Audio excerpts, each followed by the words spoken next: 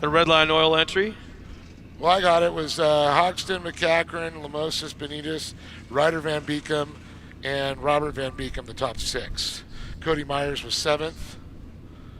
And after that, it just changed. I lost it. Haugen was down a little farther. Yeah, I know. Oh, Haugen actually was in the turbo one earlier.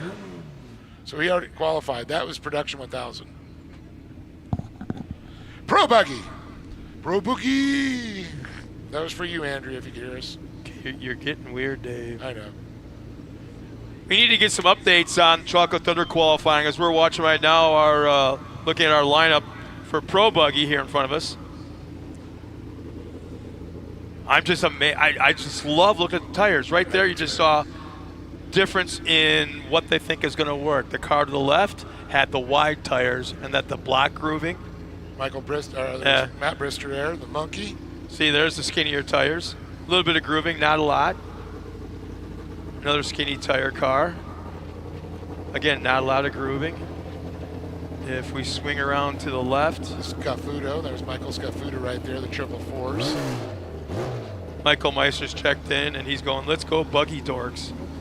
Let's see, keep turning. I want to see what he has for tires.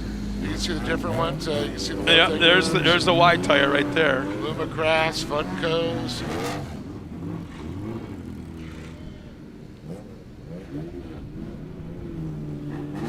Last weekend I was in Lake Okoboji, Iowa for the Red Bull Ice Scramble.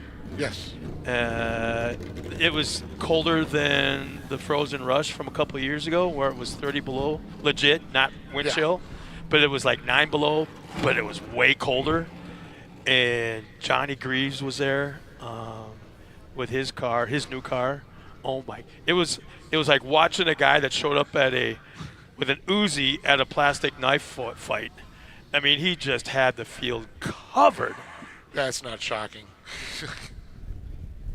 I mean, just said Greaves. Doesn't matter which one. Oh yeah, just say Greaves. As far as the wind goes, this is nothing to what was like on that frozen lake. Whiteout. And they came out, the whole town. I mean, there was thousands and thousands and thousands of people out there in that lake, and it wasn't just for the race that I was at. It was like they had a festival on the lake. Well, that's just not a cold day. That's just a normal day for them. They do that just to get to get out of the house. Yeah, you get that cabin fever. Yeah. So here's our lineup. I mean, let's see. We got 9 cars coming out. Yep, 9 cars. Matthew Brister in the 55, the double nickel there. Zach Drapkin, the defending class champion, the 56. Dale Eberts in the 7. Connor Kennedy, he's in the 82. Gunner's always really quick too. Lorenzo Minacci, the bomber car in the 33. George Allen in the 27. Garrett Allen in the 42. Adam Grunder. Oh, he finally made it. All the crap we gave him. Well, what do you mean? We can't get crap from him on the Facebook page for you. Yeah, here's the deal about Adam Grinder. He's from the Phoenix area.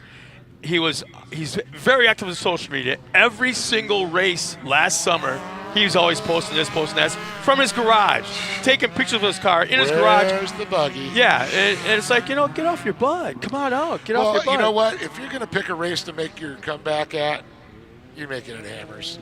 Great American Supercars. But he told me he was coming. I'm like, well, I guess I'll just bring a chair for you, and you can just like be a spectator like everybody else. No, bring in the car. Yeah, whatever. So then he had to post a video of him back in the car out of the garage, pulling it into the trailer. I'm like, yeah, you're just changing storage areas. And then he just moved it in the back, in front of the house. Yeah. No, I'm just like, yeah, you're just changing storage areas. You ain't coming out to Hammers. There's no way you don't. Yeah. And there he is. Don't forget, we got our ladies from the Girl Scouts down there. Come support the Girl Scouts. $5 cookies. You notice how all the guys know that exactly where they're at, but they're doing big circles around them when they walk around? It's like sharks, like great whites just kind of circling the prey. No, I call it avoidance. Avoidance? Yeah, because if I walk by them right now, I'd feel really guilty. Well, they're not sure. If it's something I eat. They don't know where their wives are located yet, because if they went up and bought a bunch of cookies. Looking over their shoulders.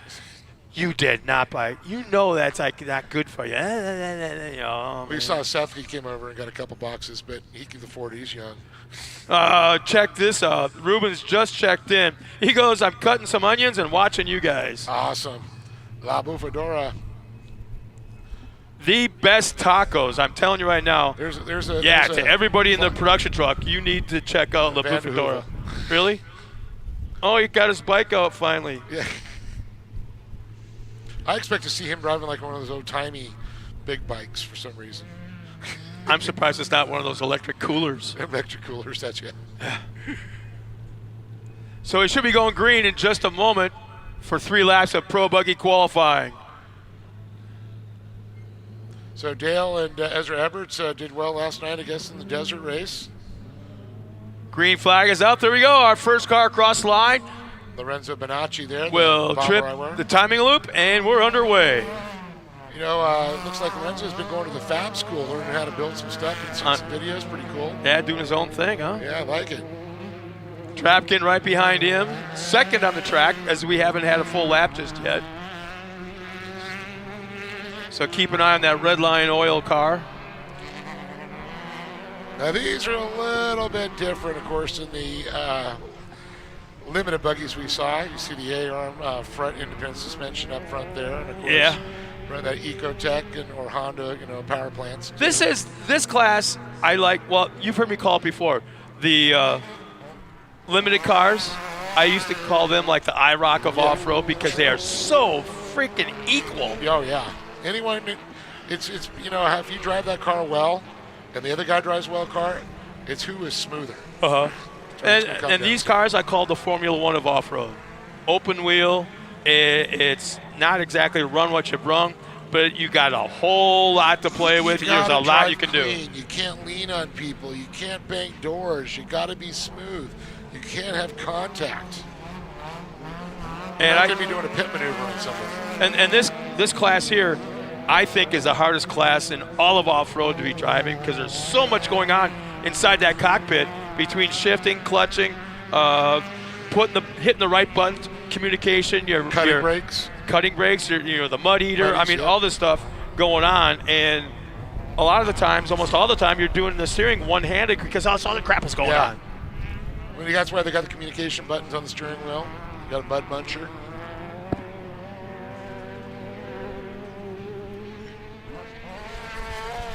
Yeah, this class is not short on controversy the last few years in some different racing circumstances.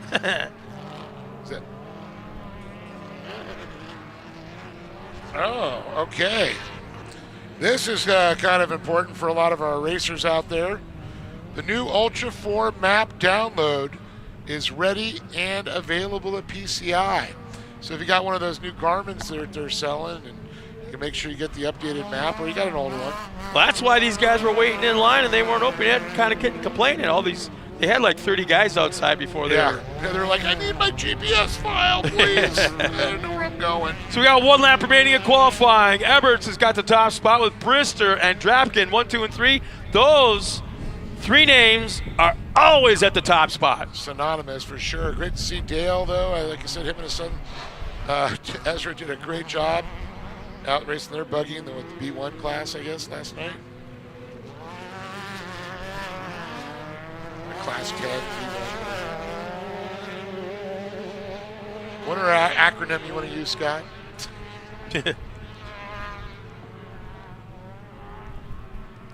So I know Lorenzo's sponsor, Bomber Eyewear.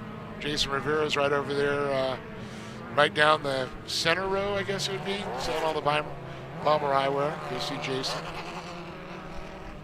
And his cool dog that wears sunglasses. Kind of surprised Drapkin, not that he's running that third spot as far as qualifying goes, with them being on the white flag lap for qualifying. I'm kind of surprised he's that far back in time because he's a little over, just shy. Well, let me tell you, Brister just ran a 107.9, Eberts a 109.9, and Drapkin a 109.2. So, pretty quick. So I'm thinking that Drapkin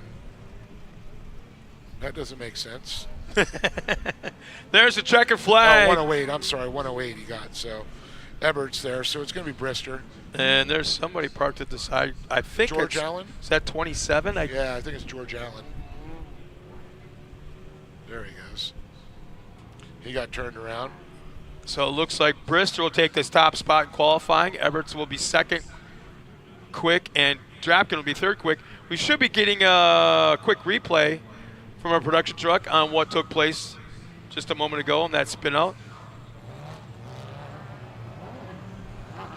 And let's see. Yep, there it is. Oh, it got squirrely off the jump. So he was able to square it up and just lost it into the corner. Yep. That was kind of unusual. You think he? I didn't see. I couldn't tell if he locked up the back tires or not. Maybe downshifted too much. Oh, we got trucks. Oh boy, do we have trucks. You're gonna want to see this. I'm telling you. If this doesn't get you lit up like nothing else, oh my gosh.